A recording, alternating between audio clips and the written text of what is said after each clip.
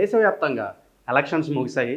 Exit polls కూడా release అయ్యాయి. అందరూ కూడా జూన్ 4 తారీఖు కోసం ఆసక్తిగా ఎదురు చూస్తున్నారు. జనరల్‌గా మనం అందరం ఎలక్షన్ రిజల్ట్స్ ఎక్కడ చూస్తాం? టీవీస్‌లో చూస్తాం. అలాగే మొబైల్స్‌లో చూస్తాం.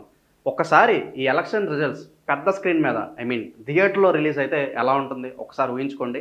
ఇప్పటివరకు మనం పెద్ద స్క్రీన్ మీద క్రికెట్ మ్యాచెస్ కొంచెం హైప్ ఉన్నవి. ఇండియా వర్సెస్ పాకిస్తాన్ లాంటివి కొంచెం పెద్ద పెద్ద మ్యాచెస్ అనేవి మనకి ఇక్కడ థియేటర్స్‌లో లైవ్ స్ట్రీమ్ చేసేవాళ్ళు.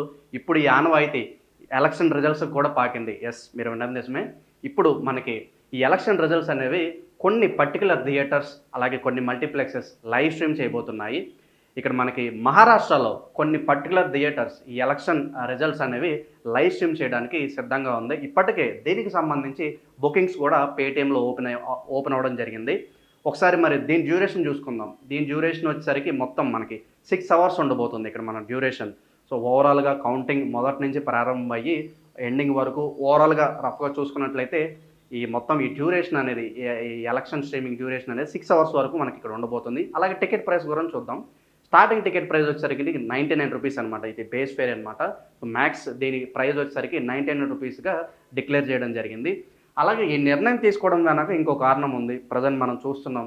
ఓన్లీ మన రాష్ట్రాల్లో కాకుండా దేశవ్యాప్తంగా కూడా ప్రెజెంట్ ఈ కంటెంట్ అనేది చాలా వరకు తక్కువైందనమాట. సో ఈ ఎలక్షన్స్ ఫేవర్ మీద ఉండటం వల్ల కొన్ని సినిమా రిలీజ్‌లు పోస్ట్‌పోన్ అవ్వడం, అలాగే కొన్ని తక్కువ సినిమాలు రిలీజ్ అవ్వడం, అవి రిలీజ్ అయిన సినిమాల్లో కూడా కంటెంట్ అంత బాగోపోవడంతో థియేటర్స్ అలాగే కొన్ని మల్టీప్లెక్సెస్ ఈ ఎలక్షన్ రిజల్ట్స్‌ని క్యాష్ చేసుకొని వాళ్ళు కొంచెం డబ్బులు సంపాదించుకోవాలనుకుంటున్నారు.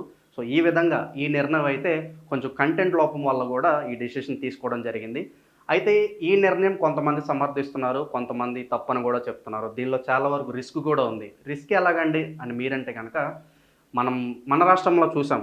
ఎన్నికలప్పుడు ఎలాంటి గొడవలు జరిగినాయి. ఒక పార్టీ సభ్యులు, అలాగే ఇంకో పార్టీ సభ్యులు ఎలా కొట్టుకున్నారు, పెట్రోల్ బాంబులు ఎలా వరకెళ్ళాయి అవన్నీ మనం చూసాం.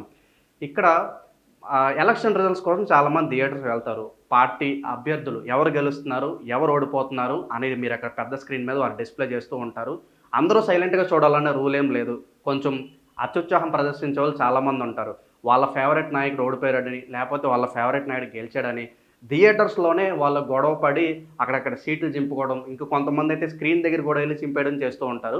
ఇలాంటి పరిస్థితులు చాలా ఎక్కువ జరిగే అవకాశాలున్నాయి. సో, అందుకే కొంతమందైతే ఈ డెసిషన్‌లో చాలా రిస్క్ కూడా ఇన్వాల్వ్ అయిందని అంటున్నారు. సో, మొత్తానికి ఇవి మహారాష్ట్రలో అయితే కొన్ని సెలెక్టెడ్ థియేటర్స్‌లో ఈ ఎలక్షన్ లైవ్ స్ట్రీమింగ్ అనేది జరగబోతుంది. సో, మరి మీరేమంటారు? ఈ ఎలక్షన్ రిజల్ట్స్‌ని పెద్ద స్క్రీన్ మీద డిస్‌ప్లే చేయడం కరెక్ట్ అంటారా? రాంగ్ అంటారా?